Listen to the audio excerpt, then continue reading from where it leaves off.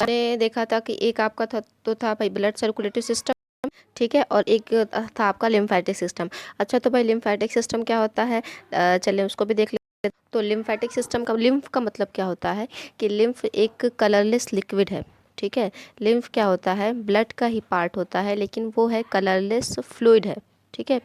Lymph जो है वो कलरलेस फ्लूइड है, जिसमें सिर्फ आरबीसी नहीं होता है, ठीक है। जिसमें क्या नहीं होता है, आरबीसी नहीं होता है जिसमें, ठीक है। तो लिम्फेटिक सिस्टम का मतलब क्या हो गया कि उसमें क्या नहीं होता है भाई, आरबीसी नहीं होता है, ठीक है। और इसमें क्या नहीं होता है, ये बॉडी के डिफेंस सिस्टम में यूज़फुल होता है। कौन यूज़फुल होता है बॉडी के डिफेंस सिस्टम में, ये हमारा कौन सा, लिम्फ, हमारा अपना लिम्फ, ठीक है।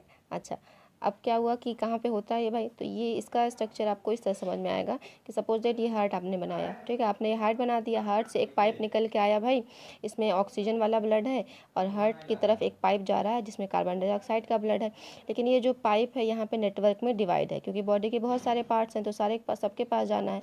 तो ये जो पाइप्स हैं ये डिफरेंट डिफरेंट जगह पर ब्लड को लेके जा रहे हैं, ठीक है। तो ये पाइप्स जो है वो एक दूसरे से अटैच होते हैं, ठीक। तो जो जगह बच जाती है इनके बीच में, यहाँ पे ब्लड निकल करके आ जाता है, और ये जो लिक्विड है उसी को क्या कहा जाता है, लिम्फ कहा जाता है, ठीक है। लेकिन ये इतना मोटी पाइप, पतली पाइप होती है, मतलब कि इससे जो है आरबीसी जो है वो बाहर नहीं निकल पाती। इसी वजह से लिम्फ में सारी चीज़ें तो होती हैं, ठीक है। प्लाज्मा होता है, कम थोड़ा से डब्ल्यूबीसी होते हैं, ये डिफेंस के लिए यूज़फुल होता है, ठीक। लेकिन इसमें क्या होता है कि आरबीसी नहीं होती है। तो लिम्फ जो है वो यहीं पे पाया जाता है, जो भी हमने पढ़ा था ना क्लोज और ओपन सर्कुलेटरी सिस्टम, उधर ही वहीं पे होता है ये, ठीक है।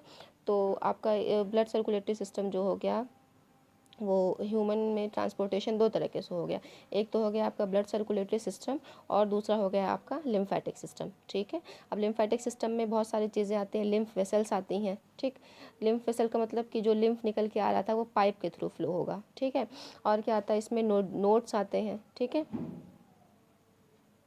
देखिए इसमें ब्लड के डिफिनेशन के बारे में लिखा हुआ है कि blood is an important fluid connective tissue which transport the materials to different body parts, ठीक है। ब्लड क्या होता है, एक कनेक्टिव टिश्यू है, ठीक। कनेक्टिव टिश्यू जो थे वो एनिमल टिश्यू का पार्ट होते हैं। एनिमल टिश्यू जो होते हैं चार तरह का होता है, एपिथेलियल हो गया, और कौन सा होता है जी, कनेक्टिव टिश्यू हो गया, एक होता है मस्कुलर टिश्यू होता है, और एक कौन सा होता है, और एक आपका होता है नर्वस टिश्यू। तो ब्लड जो होता है आपका कनेक्टिव टिश्यू में आता है, और वो फ्लूइड होता है, ठीक है, जो क्या करता है, ट्रांसपोर्ट करता है मटेरियल्स को डिफरेंट बॉडी पार्ट। इसका अगर कंपोजिशन देखा जाए तो चार तरह की चीज़ों से मिल करके बना होता है। एक तो हो गया प्लाज्मा जो लिक्विड पोर्शन होता है, और एक होता है आपका रेड ब्लड सेल, जिसकी वजह से ब्लड जो होता है वो ग्रीन सॉरी रेड कलर का होता है, और एक हो गया प्लेटलेट्स, जो प्लेटलेट्स खून को जमा देती है, और एक होता है आपका डब्ल्यूबीसी, वाइट ब्लड सेल्स, ठीक है। वाइट ब्लड सेल जो फाइट अगेंस्ट इन्फेक्शन करती है।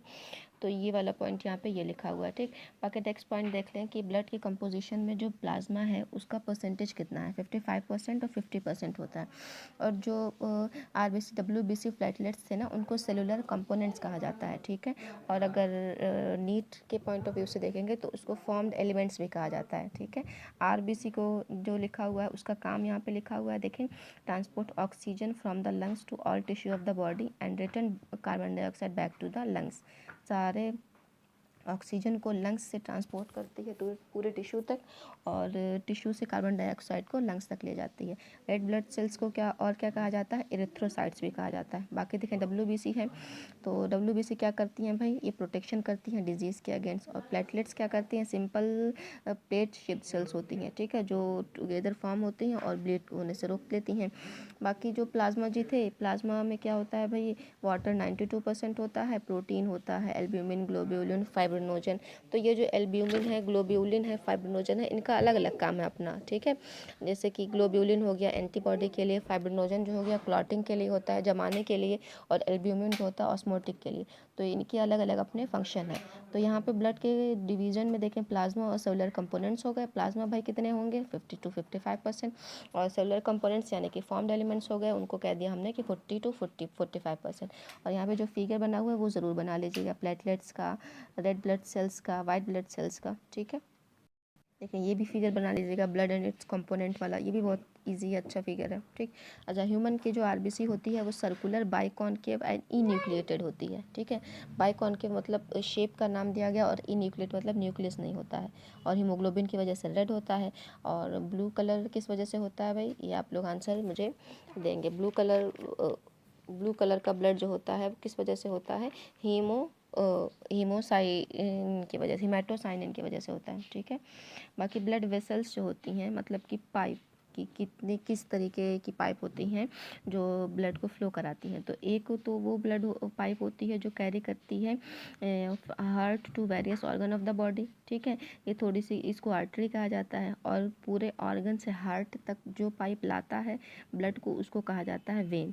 अब वेन्स जो पूरे बॉडी से लेके हार्ट तक जा रहा है, तो इसका मतलब कार्बन डाइऑक्साइड होगा उसमें, क्योंकि प्यूरिफाई करने जा रहा है ना ब्लड के पास, हार्ट के पास। और आर्टरी जो होती हैं उसमें ऑक्सीजन वाले ब्लड होते हैं।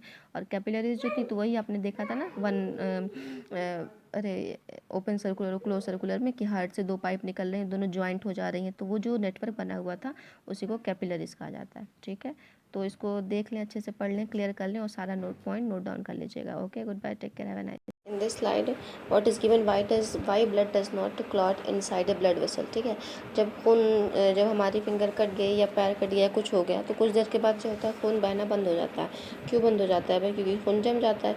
तो ब्लड के अंदर वेसल जो पाइप्स थी उनके अंदर भी तो ब्लड फ्लो हो रहा था, तो वहाँ पे ब्लड जो है वो क्यों नहीं क्लॉट होता है, क्योंकि वहाँ पे एक केमिकल होता है जो एंटी क्लॉटिंग होता है, जो केमिकल जमने नहीं देता है, एंटी क्लॉटिंग केमिकल होता है, जिसको हेपेरिन कहा जाता है, ठीक है। कुछ सेल्स होती हैं जो कि बेसोफिल सेल्स हैं, वो हेपेरिन सिक्रीट करती हैं, ठीक। तो उसकी वजह से क्या होता है, वो क्लॉटिंग नहीं हो पाती है। हाँ, तो इसका आंसर ये होगा। बाकी नेक्स्ट लिखा है capillaries lack muscular wall and is lined by simple squamous epithelium. तो कैपिलरीज जो होती हैं उनकी वॉल में मसल्स नहीं होता है, ठीक, और वो स्क्वैमस एपिथेलियम से लाइंड होती हैं। ये तो हमने क्लास 9 में पढ़ा था, स्क्वैमस एपिथेलियम, क्यूबॉइडल एपिथेलियम, ठीक है। अच्छा, बाकी नेक्स्ट देखें, यहाँ पे फिगर जो बना हुआ है ना, वो देखें आर्टरीज कैसी होती है, वेन कैसी होती है, कैपिलरीज कैसी होती है, ठीक। देखें नैरो आर्टरी का भी हमने कंपैरिजन देखा था, तो नैरो थी, वेन जो थी वाइट थी, देखें फिगर में वाइट दिख रही है ना, और कैपिलरीज जो थी वो ऐसी रहती है, ठीक। बाकी क्वेश्चन आपके लिए यहाँ पे कि व्हाट इज़ कोरोनरी सर्कुलेशन, ठीक है। दूसरा क्वेश्चन है name the blood vessel that carry a blood towards and away for cell from cells और टिश्यू रिस्पेक्टिवली। तो आपको ब्लड वेसल का नेम बताना है। और नेक्स्ट लास्ट में लिखा हुआ give the name of nucleated blood vessel. Nucleated blood vessel कौन सी होती है। लास्ट वीडियो में मैंने सेंड किया था आपको कि जो आरबीसी होती है वो इन्यूक्लिएटेड होती है, बाइकॉनकेव होती है, तो आरबीसी तो ऑप्शन में नहीं रहेगा, ठीक है। बाकी जो प्लेटलेट्स होती हैं वो मेगा कैरियोसाइट्स होती हैं, ठीक है।